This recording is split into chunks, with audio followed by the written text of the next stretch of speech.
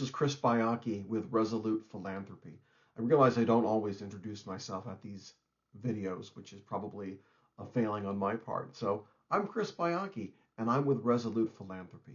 I help nonprofits raise more and do more for their mission through a program that I call Align and Accelerate. Because what I want to do for your organization is align not only your fundraising strategies, but your fundraising attitude and the way your leadership engages with fundraising. I want to align those things so they're all pointed in the direction of getting the most community support you can. And then I want to accelerate your work. I want you to spend time doing the things that are going to get you the results you want. There's a lot of fundraising activities that maybe feel good or feel productive, but don't really get us where we need to be. I like to help nonprofits fix that and get where they're going because your mission is too important to be stuck with bad fundraising advice. The other day, somebody asked me who the cat was, because there's a cat that you'll see on a lot of my screenshots and a lot of my social media posts. It's my cat. His name is Widget. Widget doesn't appear on camera for a couple reasons. One, he's a cat. He's going to do what he wants. In fact, as I started recording today, he ran full speed past my office door and then back again. So he has some zoomies. He cannot be bothered to check in. He does spend a lot of time on my lap, especially when I'm trying to write. So you never know. Maybe one day he will show up on a video. Today is not that day, my friends. Today is the day I wanted to start talking about the Bloomerang Giving Signals Report.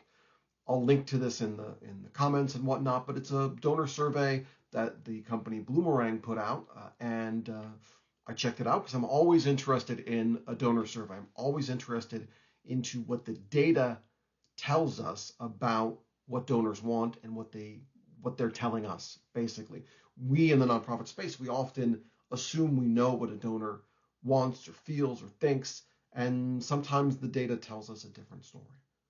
There's a chunk of findings in this report that really struck me this week and it's all about the difference between speaking to donors about their actions instead of speaking to donors about their traits, and why speaking to donors about their traits is possibly a more powerful and a more impactful way to do it. And here's what they mean. I'm going to read from the report. Instead of thanking them, donors, instead of thanking them for being generous or making a generous gift, thank them for who they are: a generous person, a helper, or a friend. Now, I really like this because a lot of the activities in the fundraising space, especially when we think about donor communication and we think about maybe stewardship communication, a lot of those activities are sparked or generated based on donor activity.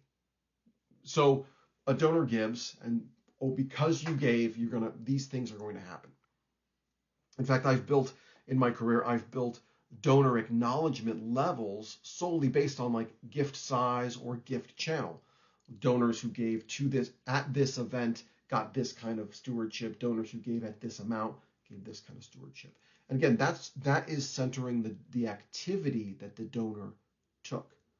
But what this report is suggesting to us, and I think it's really worth considering, is that the way we really want to talk to donors is about who they are.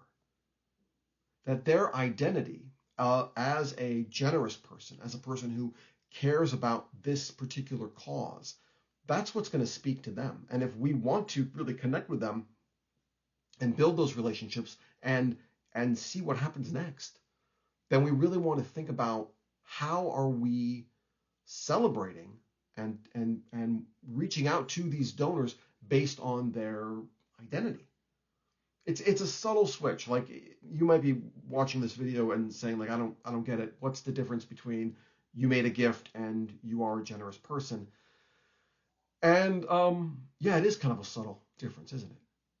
It takes a little bit of thought. And here's how I just off the cuff would think about it. It's the difference between saying you go to a baseball game or you are a fan of the team, right? Anybody can go to the game, but do you consider yourself a fan of the team? Did you make a donation to the local LGBTQ youth center? Or are you someone who believes that LGBTQ youth need and deserve all the support we can give them? See, one is about the action I took. I made a donation. The other is about how I see myself in the world. And if communications start talking to me, if nonprofits start talking to me about, or in a way that makes me think like, oh, they hear me, they know who I am. Maybe they don't know me personally, but they know that I'm the kind of person that cares about this issue. I'm the kind of person that wants to help. I'm the kind of person that is generous with my time or my advice or my money. So when we see information like this, when we see findings and surveys like this, I always look to see what are the things I agree with, but the things that might be a little bit of a stretch for you, these are great opportunities to start to experiment and explore. And maybe maybe this is a conversation to have with some of your loyal donors. Maybe you want to try a new communication style or a new story in your next newsletter or email. But I think it's really important to keep an eye on studies like this, especially studies that are um, talking to donors and having donors repeat, say, this is what I want, this is how I want to be spoken to, this is what feels good and true to me.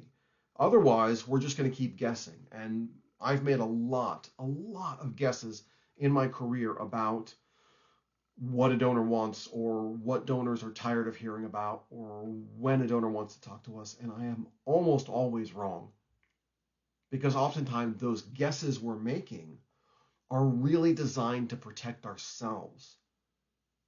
Oh, they don't want to hear from me. It's such a busy time of year. I can't call that donor. They already gave X number of weeks or months ago. I don't want to bother them.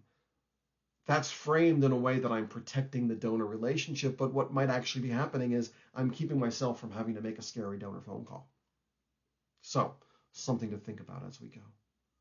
Normally, I close these videos with a plug for upcoming conferences or webinars, but not this time. Although next week I want to be talking a little bit about mentorship and the importance of mentorship. And if you are in the South Sound region up here in Tacoma and surrounding areas, and you're a member of the AFP community, we've got a mentorship program that's gearing up right now that I'm always super excited to be a part of, and we'll talk more about that. But if you want to talk about your donor communications, if you want to talk about ways you can start reaching out to your donors based on their traits instead of their actions, I would love to talk to you too. You can reply to this video and set up a free discovery call. Let's get into it and see how we can help you do more and raise more. That's it for now. Have a great day. We'll talk to you soon.